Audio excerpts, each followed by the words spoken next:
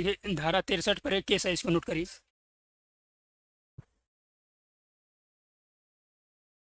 लिखिए Noble, Noble NOBLE Kuries KURIES, Noble Kuries versus Sebastian SEBASTIAN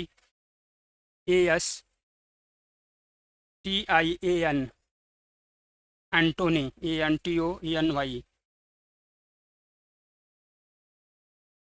AIR 2000 Kerala 99। देखिए इस केस में ये प्रश्न उठा था कि क्या जब किसी फर्म का पुनर्गठन किया जाता है, पुनर्गठन से तात्पर्य है कि जब उसमें कोई तब्दीली कर दी जा रही है तो इसको रिकॉन्स्टिट्यूशन कहा जा रहा है, इसको पुनर्गठन की संज्ञा दी गई है। तो क्या जब इसका रिकॉन्स्टिट्यूशन होता है, इसको पुनर्गठित किया जाता है, तो इसका रजिस्ट्रेशन आवश्यक है। तो इस पर केरल उच्च न्यायालय ने अपना विचार व्यक्त करते हुए कहा कि इस अधिनियम में ऐसा कोई प्रावधान नहीं है जो इसको आवश्यक होना बताया है, अर्थात इसको आवश्यक रूप से रजिस्टर्ड कराया जाना चाहिए, ऐसी कोई आवश्यकता नहीं है। केवल 60 से लेकर जो 63 तक के प्रावधान दिए गए हैं कि ऐसे परिवर्तन की सूचना दे दी जानी चाहिए रजिस्ट्रार को। तो इस केस के माध्यम से ये बताया गया है। इसमें लिखिए In this case, the Kerala High Court has held that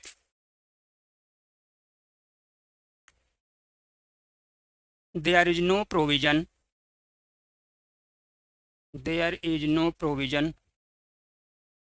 in the Act which states that when there is reconstitution of a firm which is already registered, a further registration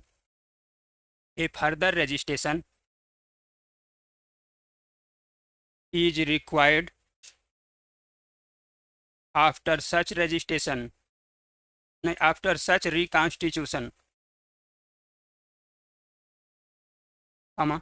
what is required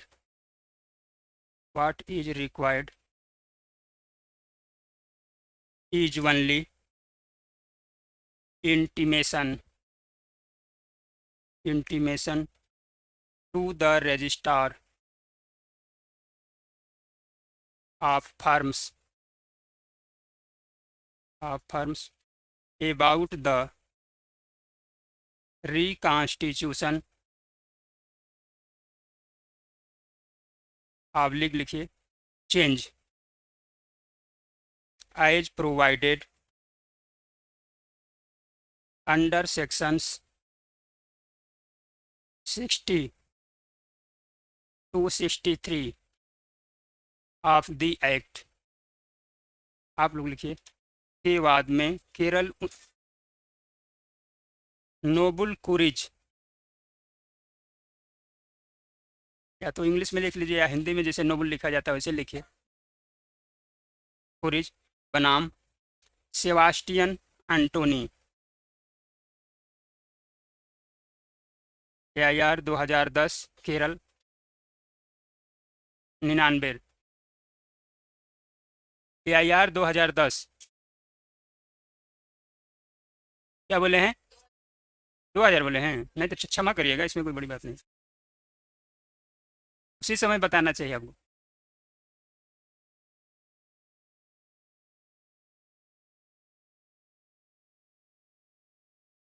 लिखिए के बाद में केरल उच्च न्यायालय ने निर्णित किया है कि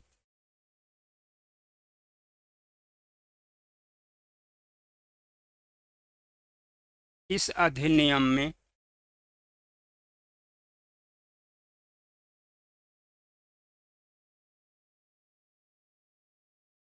ऐसा कोई प्रावधान नहीं है, ऐसा कोई प्रावधान नहीं है जो यह स्पष्ट करता हो कि, जो यह स्पष्ट करता हो कि जब किसी फर्म का पुनर्गठन होता है, जब किसी फर्म का पुनर्गठन होता है जो पहले से ही पंजीकृत है, जो पहले से ही पंजीकृत है,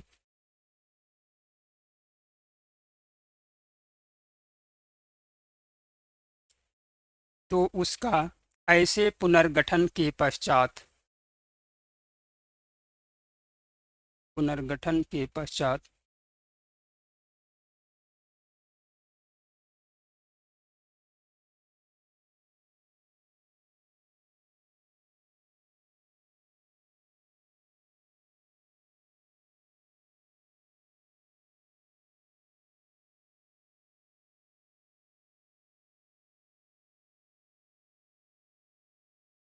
पुनर्गठन के पश्चात रजिस्ट्रीकरण कराए जाने की आवश्यकता नहीं है,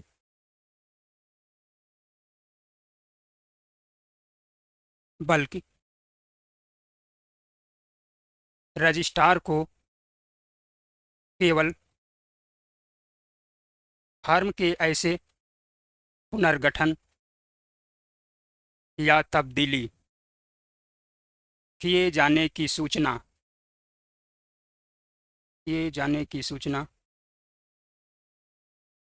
जिसे कि इस अधिनियम की धारा 60 से लेकर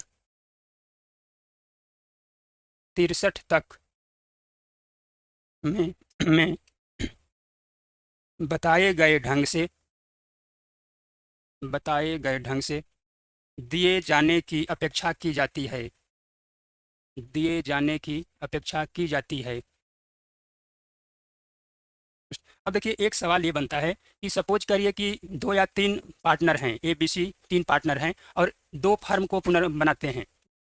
जैसे एक फर्म उनका पहले से है और एक फर्म यदि दूसरा यदि वो बनाते हैं, उसको गठित करते हैं, कॉन्स्टिट्यूट करते हैं और एक का रजिस्ट्रेशन करा लेते हैं, एक को रजिस्टर्ड कराते हैं, तो क्या जो दूसरा है ये मान लिया जाएगा कि ये भी रजिस्ट्रेशन के समतुल्य है?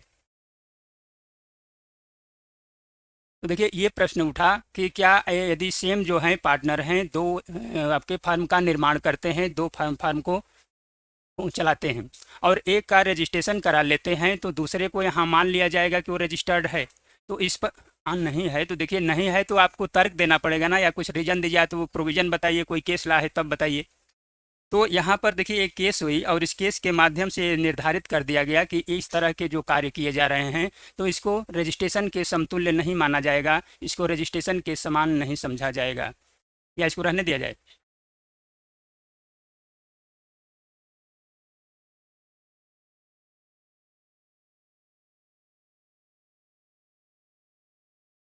लिखिए पहले दीजिए, registration of one partnership firm,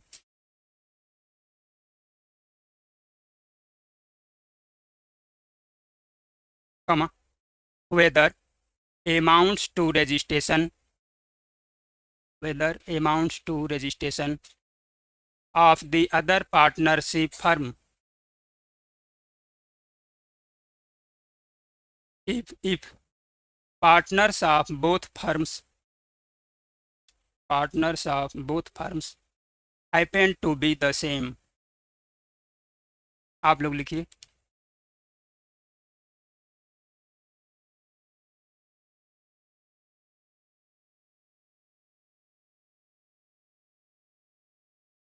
क्या यदि एक ही न लिखिए, समान लिखिए, यदि समान भागीदारों द्वारा दो फर्म चलाया जा रहा हो, दो फर्म चलाया जा रहा हो,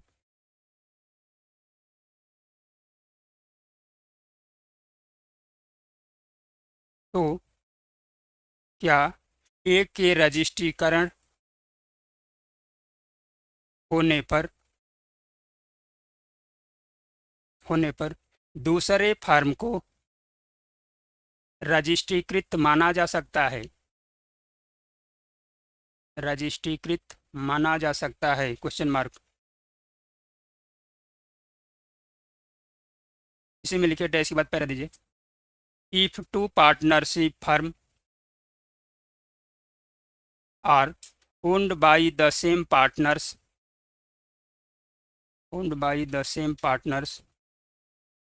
comma the registration of one partnership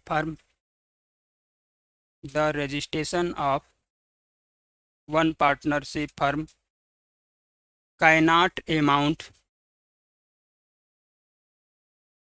to the registration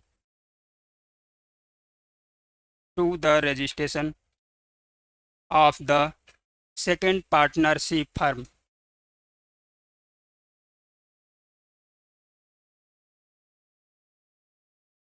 पुस्तक में केस का नाम लिखिए।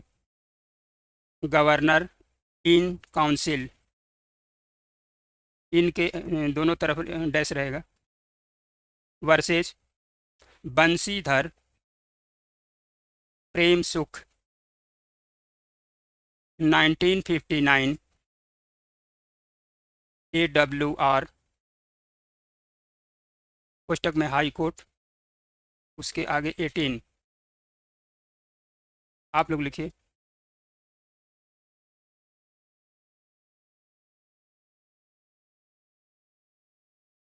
यदि दो भागीदारी फर्म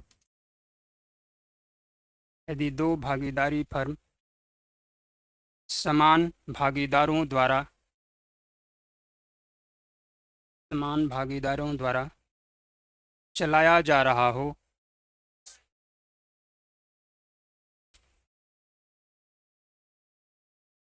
तो एक भागीदारी फर्म के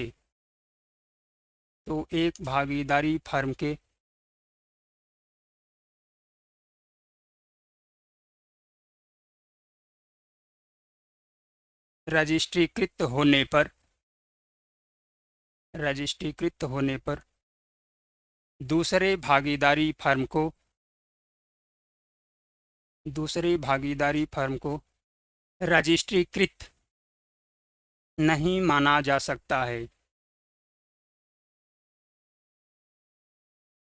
पुस्तक में केस का नाम लिख लीजिए। Governor in council versus Banshidhar Prem Sukh 1959 AWR Allahabad weekly reporter. पुस्तक में लिखे हाई कोर्ट। क्या है, रिवाइज करें तो शुरू से कि बाद वाला? देखिए, governor in council versus Banshidhar Prem Sukh, पुस्तक लगाइए 1959 AWR। पुस्तक में हाई कोर्ट लिखिए, उसके आगे 18।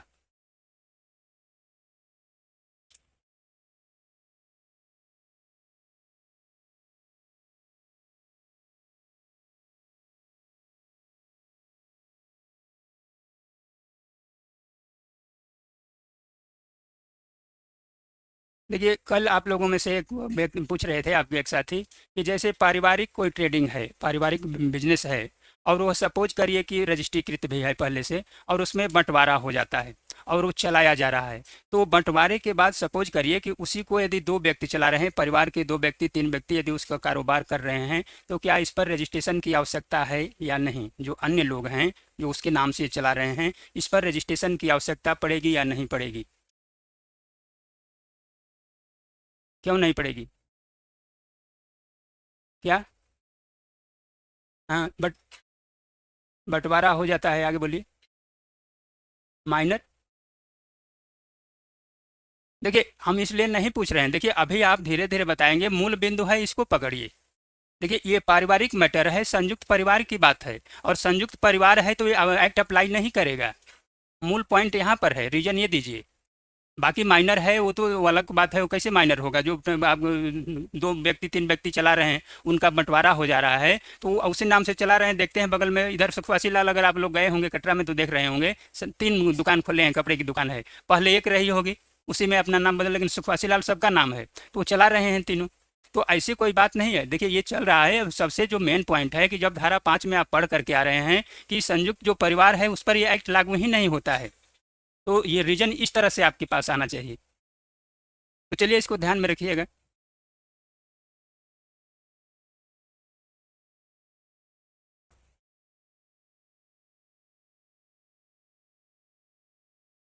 लिखेंगे इसको, लेकिन 63 इतना बड़ा हो गया, तैयार करेंगे। लिखिए, क्वेश्चन लिखिए। Character of a joint Hindu family, character of a joint Hindu family trading firm whether changed on its registration.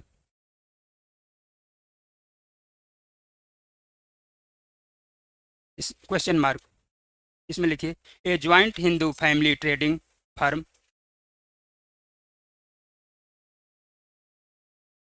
कमा, being not a partnership, being not a partnership firm within the meaning of section 5 of the Indian Partnership Act 1932 does not require registration as a firm, full stop. So, comma, even if it is registered in the name of any of नमस्कार दोस्तों, एक सवाल, क्या आप भी any of its members, comma, its character is not destroyed as such,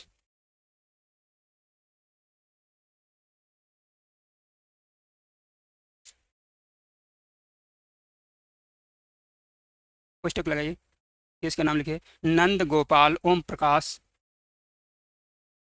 Nand Gopal Om Prakash versus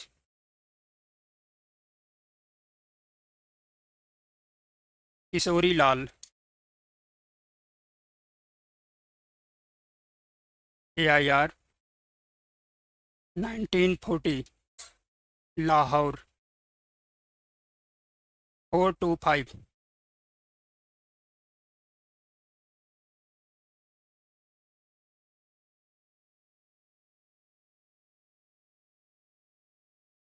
आप लोग लिखिए संयुक्त हिंदू परिवार के व्यापारिक फर्म। हाँ क्वेश्चन है, संयुक्त हिंदू परिवार के व्यापारिक फर्म के प्रकृति में बदलाव होने पर, बदलाव होने पर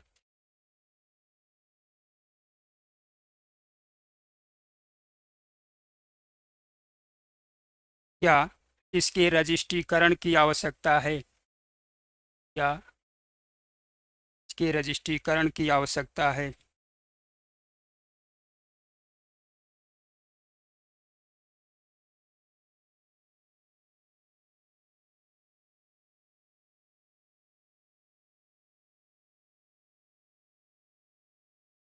इसमें लिखिए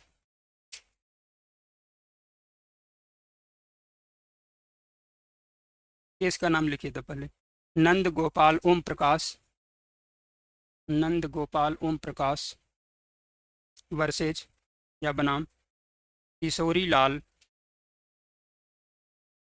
AIR 1940, Lahore 425। AIR 1940 Lahore 425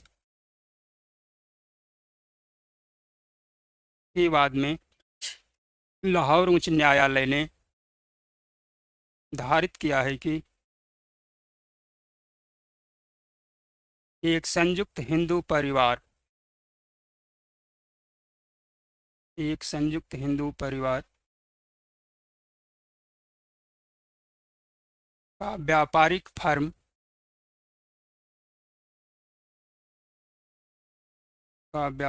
firm भारतीय भागीदारी अधिनियम 1932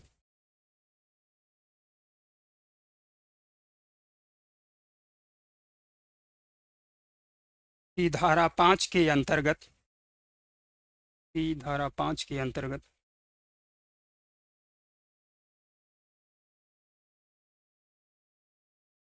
अच्छा, ऊपर क्या लिखे हैं? व्यापारिक फर्म लिखे हैं कि भागीदारी लिखे हैं?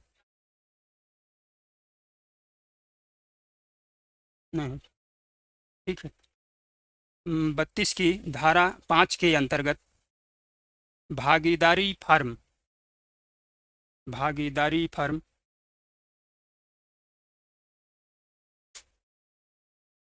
न होने के कारण फर्म की भांति इसके रजिस्ट्रीकरण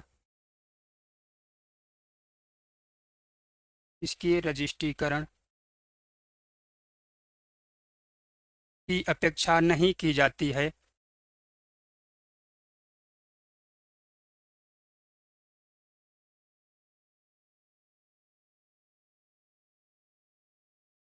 यह भी तब जब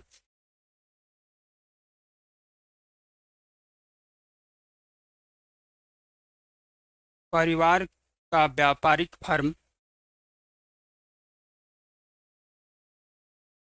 उस परिवार के किसी सदस्य के नाम से पंजीकृत हो।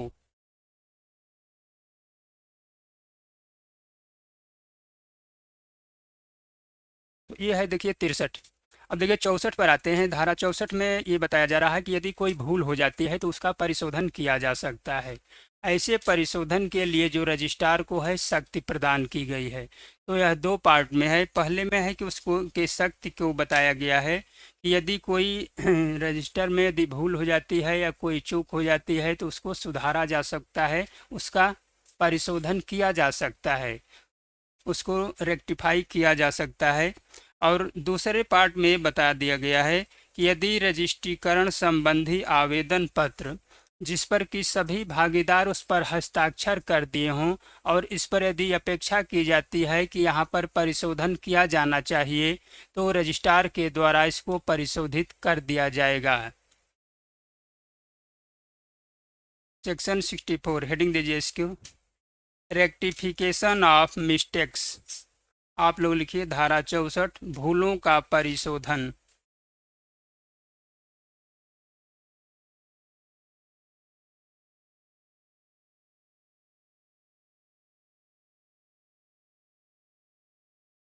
फर्स्ट पार्ट लिखिए, the registrar shall have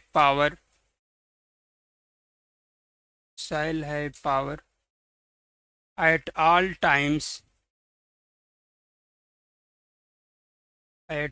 times to rectify any mistake in order to bring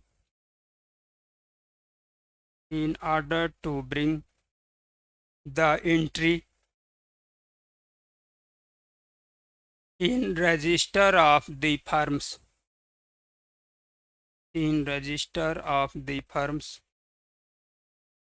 relating to any firm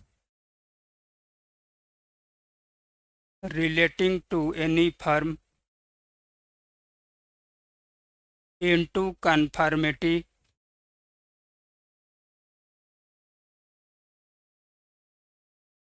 with the documents relating to that firm. आप लोग लिखिए पहला पार्ट। रजिस्ट्रार को यह शक्ति है कि रजिस्ट्रार को यह शक्ति है कि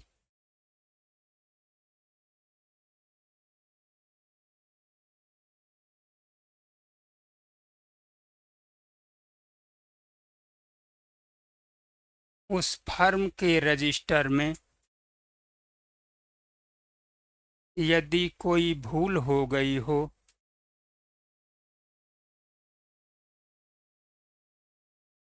तो उसका वह परिशोधन करे।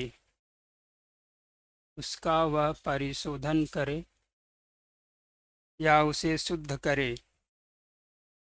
सेकंड पार्ट लिखिए आप लोग। On application made by all the parties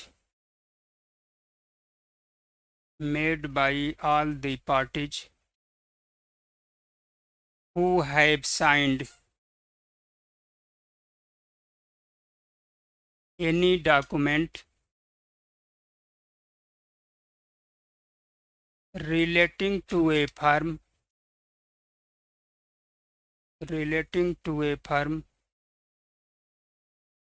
filed to the registrar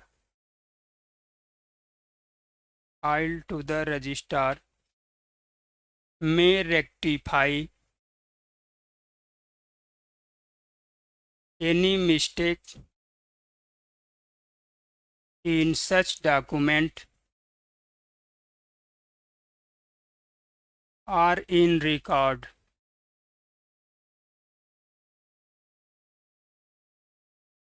RORR note thereof made in the register of firms। आप लोग लिखिए सेकंड पार्ट। यदि रजिस्ट्रीकरण संबंधी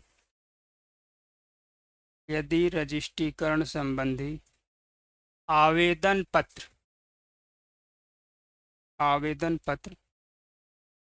जिस पर सभी पक्षकार हस्ताक्षर किए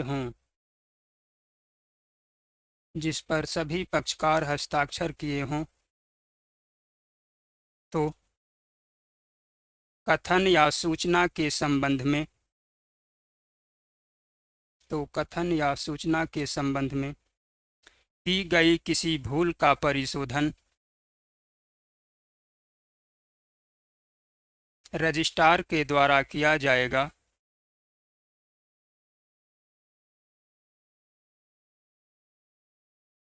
और वह उसे रजिस्टर में दर्ज करेगा।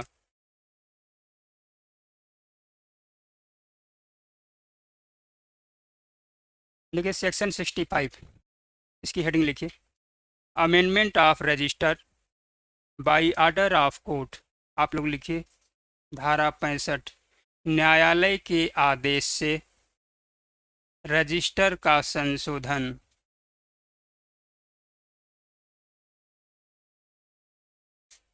देखिए न्यायालय के समक्ष कोई मैटर आता है, कोई जो मामला आता है और वह जो है रजिस्ट्रीकृत फर्म से संबंधित मामला है, तो उसके निर्णय करने में या उसका विनिश्चय करने में न्यायालय को यह प्रतीत होता है कि इसमें यहाँ पर संशोधन किया जाना चाहिए। तो ऐसे संशोधन के संदर्भ में यदि न्यायालय के द्वारा कोई आदेश दिया जाता है, आदेश पारित किया जाता है, तो इसके अनुसरण में अर्थात कि ऐसे आदेश का अनुपालन करने में रजिस्ट्रार के द्वारा उसका संशोधन कर दिया जाएगा या किया जाएगा। इसमें लिखिए a court deciding any matter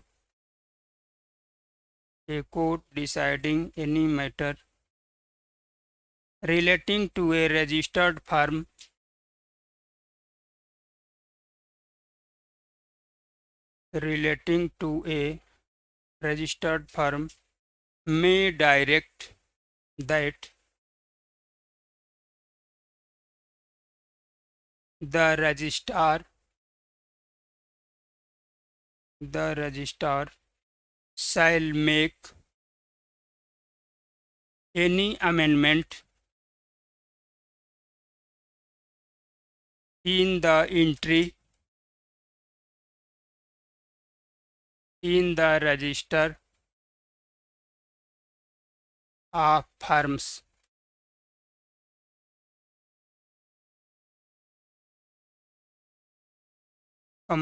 then the registrar shall amend the entry accordingly। आप लोग लिखिए।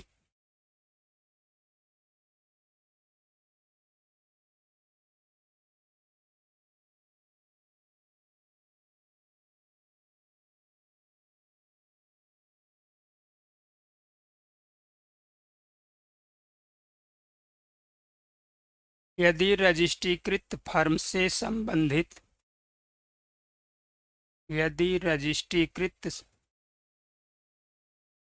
से संबंधित किसी भी मामले का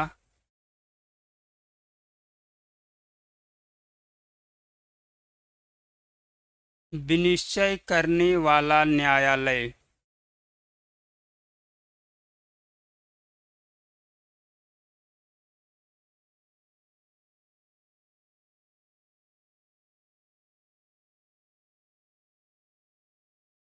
संशोधन संबंधी आदेश पारित करता है तो रजिस्ट्रार उस आदेश के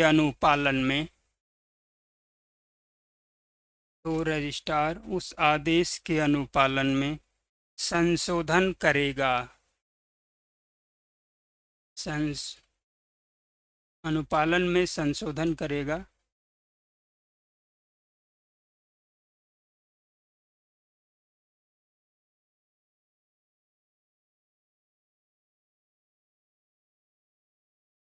लिखिए सेक्शन 66, इसकी हेडिंग है inspection of register and file documents. आप लोग इसकी हेडिंग दीजिए धारा 66, रजिस्टर और फाइल की गई दस्तावेजों का निरीक्षण। रजिस्टर और फाइल की गई दस्तावेजों का निरीक्षण। तो देखिए इसके लिए जो फीस कुछ निर्धारित की कर दी जाती है, और यदि कोई व्यक्ति जो है फीस पेमेंट करता है, फीस का भुगतान करके जो भी प्रिस्क्राइब्ड फीस है, यानी कि जो विहित फीस है, प्रिस्क्राइब्ड का अर्थ होता है कि जो निर्धारित फीस दे दी जाती है कि आप 10 रुपये का जमा करेंगे या 10 रुपये का स्टाम्प देंगे तो इसका आप निरीक्षण कर सकते हैं। तो उसका फीस दे करके कोई भी व्यक्ति इसका निरीक्षण कर सकता है। निरीक्षण करने का अर्थ है कि उसमें को देख सकता है। जैसे देखिए इस तरह की आवश्यकता कब पड़ती है, जैसे आप देख रहे हैं कि गुडविल का विक्रय किया जाना देख रहे हैं। पहले ये देख रहे हैं कि कोई भी व्यक्ति जो है फर्म में जाना चाहता है, तो वहाँ पर जब वो निरीक्षण करेगा तो उसके सारे के सारे एंट्रीज वहाँ उपलब्ध है, मिल जाएगी। आप देख रहे हैं कि कोई व्यक्ति जो अब निरीक्षण कर रहा है तो उसमें प्रवेश करना चाह रहा है, उसका पार्टनर बनना चाह रहा है, उसका कोई सामान खरीदना चाह रहा है, तो वह उसको आवश्यकता होगी। जैसे हम आप हैं, कोई भूमि है, कोई भूखंड है, उसको खरीदना चाहते हैं यहाँ पर, तो कैसे जा कर के देखते हैं कि इस पर रजिस्ट्री हुई है नहीं है, कोई लोन है या नहीं है, कोई इस पर ऋण है या नहीं है, पहले इसका जो है निरीक्षण कर लेते हैं।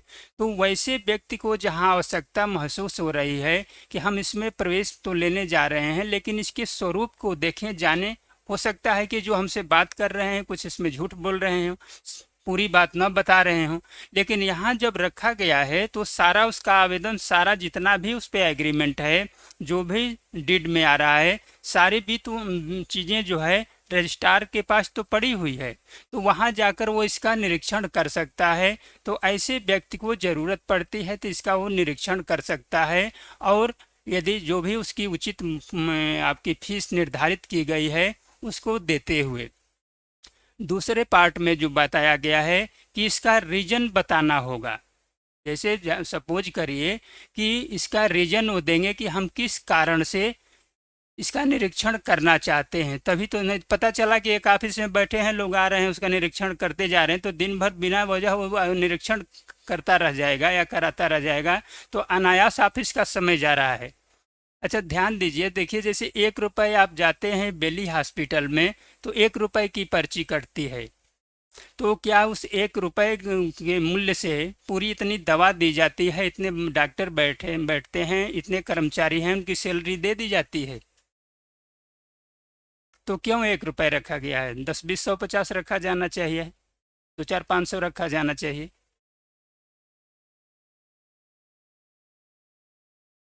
देखिए ये इसीलिए रखा गया है कि जिसको आवश्यकता है वो जाए वहाँ पर। ऐसे पता चला फ्री में देख रहे हैं तो कोई भी जाके खड़े, थोड़ा हमारा भी बीपी चेक कर लीजिए। जैसे हमारे यहाँ एक हॉस्पिटल है, बैठते हैं तो बिना वजह लोग आकर के वहाँ, वो जब वो एक तो व्यस्त रहता है देखने में, 3 लोग बैठे रहते हैं, तो अब जब नहीं भी नाप रहा तो अपने से लोग शुरू कर लेते हैं। इसी में कई मशीनें वहाँ खराब हो गई, तो इस तरह से वहाँ भी हो जाएगा। तो अब तो और थोड़ा सा टेक्निकल कर दिया है कि जब आप लेकर के आधार कार्ड वगैरह जाएंगे या मोबाइल में अपना पर्टिकुलर्स देंगे तब जाके वो पर्ची काटेगा। तो ये 1 रुपये जो रख दिया गया है, इसलिए रख दिया गया है कि जो नेसेसिटस है वो व्यक्ति आए और यहाँ पर अपना पर्ची कटाकर इलाज कराए। तो इसी तरह से यहाँ रख दिया गया है कि यदि कुछ फीस रख दी जाती है तो वही व्यक्ति इस पर आएगा जो जिसको आवश्यकता है या जिसको इस तरह का निरीक्षण किया जाना आवश्यक है। इसमें लिखिए, इसका फर्स्ट पार्ट लिखिए, any person can inspect the register of the firms by giving a prescribed fees. आप लोग लिखिए पहला पार्ट, कोई भी व्यक्ति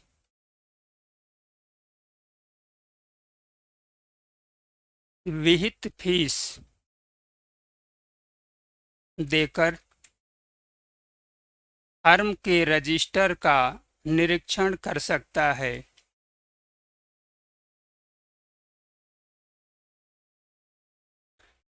देखिए दूसरा पार्ट है, इसको इंग्लिश में आप लोग लिखिए, निरीक्षण का कारण बताना होगा। आप लोग हिंदी में लिखिए सेकंड पार्ट, ऐसे निरीक्षण के कारण को बताना होगा। इंग्लिश में आप लोगों को हम लिखने के लिए छोड़ रहे हैं और उसकी हिंदी बता रहे हैं कि निरीक्षण का कारण भी बताना होगा।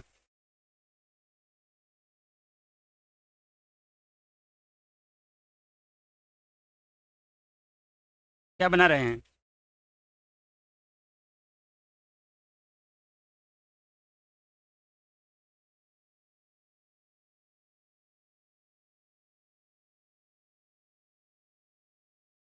देखिए नेक्स्ट सेक्शन पर आइए, सेक्शन 67, ग्रांट ऑफ कॉपीज।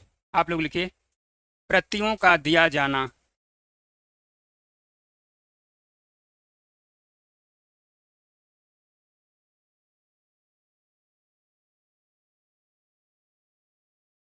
देखिए फर्म का जो रजिस्ट्रार है, यदि इसकी उचित फीस दी जा रही है तो उसकी प्रति जो है उसको उपलब्ध कराएगा, उसको दे देगा। जैसे आप जाते हैं सेटिस्फाइड कॉपी निकालते हैं, तो इसी तरीके से यदि आपको जैसे निरीक्षण कर लिए, तो निरीक्षण कर लिए तो जैसे सामान्य आदमी जा रहा है तो वो सारे उसके देखिए लीगल टर्म्स रहेंगे वहाँ पर, आप देख करके आ रहे हैं उसमें लीगल टर्म्स रहेंगे। तो अगर सामान्य व्यक्ति जो जा रहा है, बिजनेस करने वाला या सामान, वो सारे उसके टर्म्स को नहीं समझ सकता है। तो जैसे यहाँ भी देखते हैं कि आप सेल डीड की कॉपी निकालते हैं, वकील साहब के समक्ष ले जाते हैं, कहते हैं कि देखिए क्या इसको लेने लायक है, खरीदने लायक है, तो वहाँ राय लेते हैं। तो अगर जा करके सारे टर्म्स तो आपको हमको याद नहीं रहेगा कि ये हमने एक बार पढ़ लिया तो सारी चीज़ याद है, याद भी है तो कुछ भूल सकता है उसमें, या कोई शब्द है उसका क्या अर्थ होगा। तो इसके लिए बेहतर है कि हम उसमें जुड़ना चाहते हैं, किसी पार्टनरशिप फर्म में जाना चाहते हैं या उसको किसी तरह की आवश्यकता है, तो उस कॉपी को निरीक्षण तो कर लिया, सपोज करिए वो पढ़ लिया, जो भी समझा समझ लिया। अब वो सोचता है कि इसकी सारी बात हम नहीं समझ पा रहे हैं, तो अगर इसकी कॉपी ले लेते हैं तो हम इस आदमी से या इस व्यक्ति से इस पर राय मांग सकते हैं, इस पर राय ले सकते हैं। तो इसकी वो कॉपी निकालेगा। तो कॉपी निकालने के लिए जो इस पर कुछ फीस निर्धारित की जाती है कि इतना पैसा दे दीजिए या इतने का स्टाम्प दीजिए और इस पर एक आवेदन दीजिए, तो वो आपको दे दिया जाएगा। तो इस तरह का जब वो क्या कहते हैं कि कंप्लाइंस करता है, ऐसी शर्तों का पालन करता है, तो उसको ऐसी कॉपी रजिस्ट्रार के द्वारा उपलब्ध करा दी जाएगी। और यही प्रोविज़न यहाँ दिया गया है। इसमें लिखिए, registrar shell on application furnished to any person on payment of prescribed fees, a certified copy of any entry in the register of firms, in the register of firms। आप लोग लिखिए, किसी भी व्यक्ति को, किसी भी व्यक्ति को विहित फीस देने पर, विहित फीस देने पर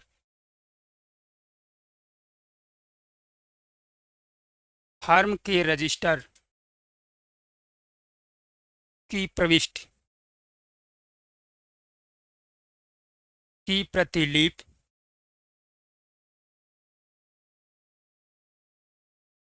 रजिस्ट्रार द्वारा उपलब्ध कराई जाएगी, उपलब्ध कराई जाएगी।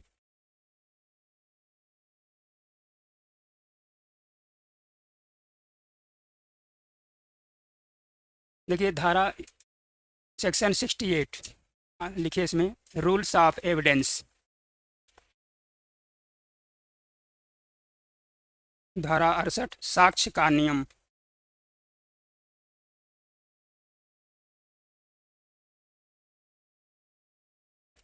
देखिए इसमें ये बताया जा रहा है कि रजिस्ट्रीकरण के संबंध में आप देख रहे हैं कि कथन किया जा रहा है, जैसे आप 58 पढ़ करके आ रहे हैं, 59 पढ़ करके आ रहे हैं, सारे स्टेटमेंट दे रहे हैं, या इस पर कोई प्रज्ञापना दे रहे हैं, जो इंटीमेशन वगैरह देख रहे हैं, कोई सूचना दे रहे हैं, तब्दीली के बाद आप जो भी बता रहे हैं, ये सारे के सारे जितने कथन किए जा रहे हैं, जितने ये चीज़ें दी जा रही हैं या सूचना दी जा रही है, ये देने वाले व्यक्ति के विरुद्ध, देने वाले व्यक्ति के विरुद्ध ये निश्चायक सबूत होगी। और ऐसे कथन या ऐसे सूचना या ऐसे प्रज्ञापना देने वाला जो व्यक्ति है, ऐसे कथन या सूचना या प्रज्ञापना को चुनौती नहीं दे सकता है। ध्यान दीजिए कि जो व्यक्ति दे रहा है वही इसको चैलेंज नहीं कर सकता है। और जब उसके द्वारा यह दे दिया गया, निश्चायक सबूत आप पढ़े होंगे एविडेंस एक्ट में, किस धारा में है, क्या है इसकी परिभाषा? देखिए अब तो आप लोग जो भी पढ़ रहे हैं, देखिए हम लोग को जब पढ़ाते थे अजेला सर, और ये जब आता था कंक्लूसिव प्रूफ, तो एक लाइन वो बस बोलते थे, कहते थे दो तो कायदे से बताते थे, दृष्टांत भी देते थे, लेकिन ये जब आता था तो कहते थे चैप्टर क्लोज, इसके आगे वो कुछ भी नहीं बोलते थे। अब देखिए कि इस लाइन से एक स्टूडेंट कितना समझ सकता है। तो ये सब चीज़ें चलती हैं। अब देखिए निश्चायक सबूत का अर्थ है कि एक तथ्य के साबित हो जाने पर दूसरे तथ्य को जो है साबित, जहाँ पर दो तथ्य दिए जा रहे हैं तो एक तथ्य जो है साबित हो रहा है तो दूसरा तथ्य को साबित मान लिया जाता है, ये निश्चायक सबूत माना जाता है। तो यहाँ पर ये वही कह रहा है कि इसको जो है एविडेंशियरी वैल्यू इसकी बता रहा है कि क्या हो सकता है। तो जो व्यक्ति इसको देने वाला है उसके खिलाफ ये निश्चायक सबूत माना जाएगा। और ध्यान दीजिए, देखिए दृष्टांत कहीं से आता नहीं है। जब निश्चायक सबूत आपको कहीं आ जाता है शार्ट नोट्स में वगैरह में, तो यही चीज़ें उठा करके वहाँ लिख दीजिए, दृष्टांत के रूप में हो जाएगा। और वहां से हट करके होगा, क्रिमिनल का लोग दे देते हैं, सिविल का जल्दी दृष्टांत नहीं दे पाते हैं। इसमें लिखिए पहला पार्ट, एनी स्टेटमेंट, इंटीमेशन, कमा लगाइएगा, और notice in respect of the registration, in respect of the registration which recorded or noted in the register of the firm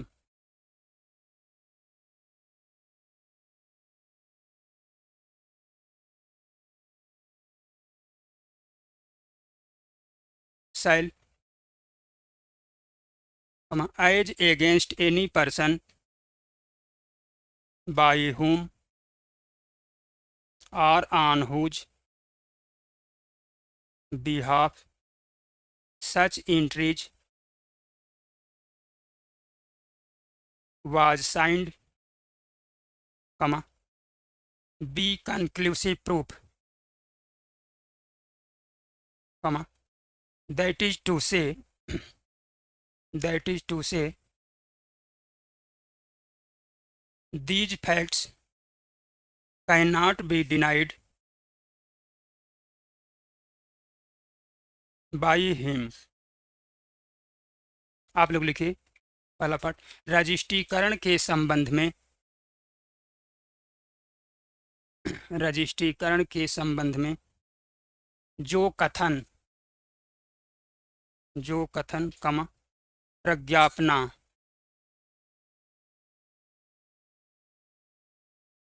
या सूचना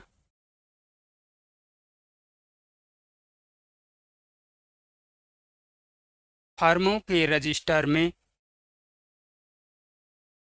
दर्ज है,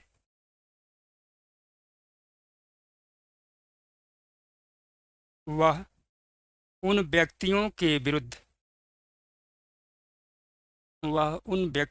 विरुद्ध जिन्होंने की उसे दिया है या जिनकी ओर से वह दी गई है,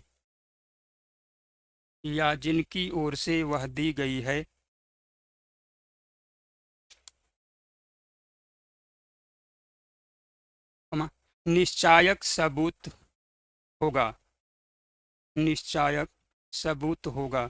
फुल स्टॉप। अर्थात इन तथ्यों को वह चुनौती नहीं दे सकते।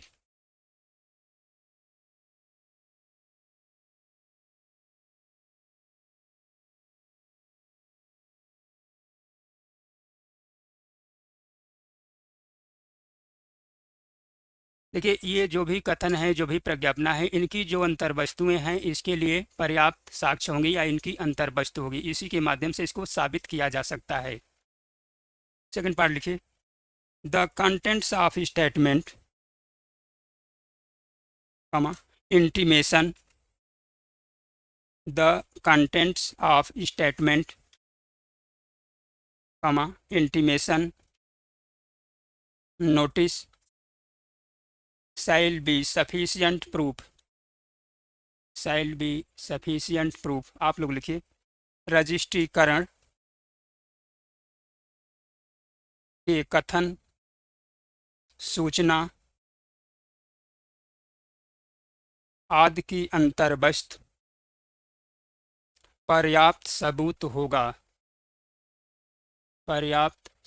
होगा, फुल स्टॉप।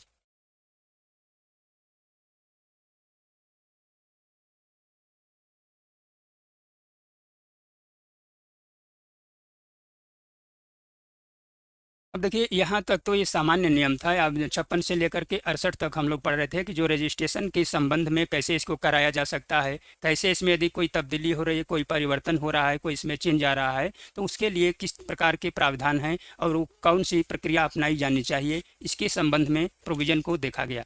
अब देखिए, ये आता है कि यदि कोई फर्म है, रजिस्ट्रेशन के संबंध में हम लोग प्रोविज़न को देखें, यदि इसका रजिस्ट्रेशन नहीं कराया जाता है या अपंजीकृत फर्म है, तो इसका प्रभाव क्या हो सकता है, इस संदर्भ में धारा 69 है और ये बहुत ही महत्वपूर्ण है आप लोगों के परीक्षाओं के लिए। अक्सर यहाँ से प्रश्न बनते हैं और ये प्रश्न पूछा जाता है। तो देखिए, जहाँ तक सामान्य बात है, तो जो इंग्लिश विधि है उसमें ये अनिवार्य किया गया है। फर्म का रजिस्ट्रीकरण जो है इंग्लिश विधि के अंतर्गत, जो वहाँ का 1890 का एक्ट है पार्टनरशिप संबंधी, उसमें फर्म को रजिस्टर्ड होना चाहिए, ये वहाँ पर कंपलसरी है। हमारे यहाँ ये ऑप्शनल है। भारत में जो है फर्म का रजिस्ट्रीकरण आप करा भी सकते हैं, नहीं भी करा सकते हैं। लेकिन देखिए, अगर देखेंगे हम तो ये इम्प्लाइडली जो है कंपलसरी हो जाता है। कैसे हो जाता है, यदि जब हम इसके परिणाम को देखते हैं या उन कारणों को देखते हैं कि जब यदि फर्म अपंजीकृत रह जाती है, नॉन रजिस्टर्ड रह जाती है, तो उसके क्या क्या परिणाम होंगे, इस धारा के अंतर्गत बताया गया है। तो अब देखिए कि जो पहली उपधारा है, इसमें यह बताया जा रहा है कि फर्म का कोई भागीदार है और यदि वह फर्म के विरुद्ध या अन्य भागीदारों के विरुद्ध किसी अपने ऐसे अधिकार को प्रभावी बनाने के लिए या उसको परिवर्तनीय बनाने के लिए वाद लाना चाहता है। तो जब वाद लाना चाहता है, ऐसा उसको अधिकार कैसे मिल सकता है? या तो उस संविदा के द्वारा उद्भूत हो रहा है। यदि कोई संविदा की गई है और उस संविदा में, जैसे संविदा क्या हो सकती है, संविदा यहाँ हो सकती है कि दूसरा पार्टनर कह रहा है कि तुम जो है इसमें 50% लाभ में रखोगे, लाभ प्राप्त करोगे, और बाद में वो कहता है कि नहीं नहीं तुमको 30% दिया जाएगा। तो जो संविदा से उसको ये अधिकार मिला था कि 50% वो एग्रीमेंट के माध्यम से आ रहा है, तो संविदा से उद्भूत अधिकार इसको हम कहेंगे कि वो संविदा से जो उद्भूत अधिकार है, राइजिंग फ्रॉम द कॉन्ट्रैक्ट, तो वह संविदा से उद्भूत अधिकार है। या इस अधिनियम के द्वारा, जो आप अधिनियम वर्तमान पढ़ रहे हैं, इसके द्वारा कोई ऐसा अधिकार दिया गया है जिससे कि एक भागीदार उसको धारण करता है या उसको प्राप्त करता है। तो यदि ऐसे अधिकारों का वह प्रवर्तन कराना चाहता है, इसका इन्फोर्समेंट कराना चाहता है, और इस उद्देश्य से वह न्यायालय के समक्ष जाता है और वह एक वाद संस्थित करना चाहता है, एक वाद लाना चाहता है कि हमें इस अधिकार को दिलाया जाए, तो यहाँ पर अब तब नहीं दे सकता है यदि फर्म अरजिस्ट्रीकृत है या फर्म जो है नॉन रजिस्टर्ड है। तो उसका जो सूट होगा या जो वाद लाना चाहता है वो इंटरटेन नहीं किया जाएगा, अर्थात कि न्यायालय के द्वारा उसको ग्रहण नहीं किया जाएगा, और यदि दे भी देता है तो न्यायालय के द्वारा उसको रिजेक्ट कर दिया जाएगा। तो ये देखिए, पहले जो यहाँ एक परिणाम निकल रहा है, कुछ ये धारा का जो उपधारा 1 है ऐसे कॉन्सिक्वेंसेज को बता रही है या ऐसे कॉन्सिक्वेंसेज को इंडिकेट कर रही है, दर्शित कर रही है, इंगित कर रही है कि जहाँ पर एक नॉन रजिस्टर्ड फर्म है उसका कोई भी भागीदार अपने उन अधिकारों का प्रवर्तन नहीं करा सकता है, जबकि फर्म जो है अरजिस्ट्रीकृत है और फर्म जो है उसका रजिस्ट्रीकरण नहीं हुआ है। अब देखिए, जैसे एक आध केस लेते हैं, एक केस तो नोट कराएंगे आप लोगों को। एक केस हुई आपका श्री वेल जी पटेल। तो इसमें देखिए होता ये है, सामान्य तौर पर इस तरह से उसको जानिए कि 4 भाई थे, कलकत्ता हाईकोर्ट की केस है। तो 4 भाई थे और वो प्रारंभ में एक फार्म का कारोबार प्रारंभ करते हैं। 2 भाई उसमें से निकल जाते हैं, 2 भाई उसको आगे उसी नाम से चालू रखते हैं, चला रहे हैं। एक भाई उसको निकाल देता है। जब निकाल देता है और यहाँ तक कह देता है कि तुम इसके परिसर में कदम न रखना, तो अब सपोज करिए कि सारी पूंजी वो भी लगा करके आ रहा है, वो सब कुछ चला रहा है। तो वहाँ पर क्या हुआ, उसका जो संविदात्मक अधिकार है, जो संविदा से उद्भूत अधिकार है, उसका अतिक्रमण हुआ। तो इस पर जो है वो क्या करता है कि सिविल जज जूनियर डिवीजन के समक्ष वाद लाता है, डिक्लेरेटरी सूट, जो आप पढ़ेंगे स्पेसिफिक रिलीफ एक्ट की धारा 34 में, कि वहाँ पर डिक्लेयर किया जाता है, न्यायालय से पहले ये मांग किया जाता है कि हमें ये घोषित किया जाए कि हम इस मकान के ओनर हैं। जब पहले ओनर हो जाएंगे तब कब्जे वगैरह की बात आती है। तो इसी तरह से वो कहा कि हमें जो है 50% का जो है यहाँ पर जो शेयर है इसका जो मालिकाना हक दिलाया जाए, और ये जो 50% का जो अंश है इसको हमें दिलाया जाए, इसका हम जिस तरह से चाहें उसका उपभोग करें। आगे वो कहा कि जो प्रतिवादी है इसको सदा के लिए परमानेंटली रोक दिया जाए कि ये कभी भी हमारे कार्यों में हस्तक्षेप नहीं करेगा और हमें इस परिसर में आने से नहीं रोकेगा। देखिए, वहाँ परमानेंटली मांग करेगा, हमेशा के लिए कहेगा कि रोक दीजिए। अगर वो कहता है कि केवल हमको 6 महीना का दीजिए, तो ऐसा नहीं हो सकता। 6 महीना के लिए आदेश हो जाएगा, 6 महीना के बाद फिर वो रोक देगा। तो परमानेंटली इंजंक्शन की बात करता है कि सदा के लिए प्रतिवादी को रोक दिया जाए कि हमें आने से यहाँ ही नहीं रोकेगा। ये सारे जो रिलीफ है इसकी डिक्री के लिए वो मांग करता है।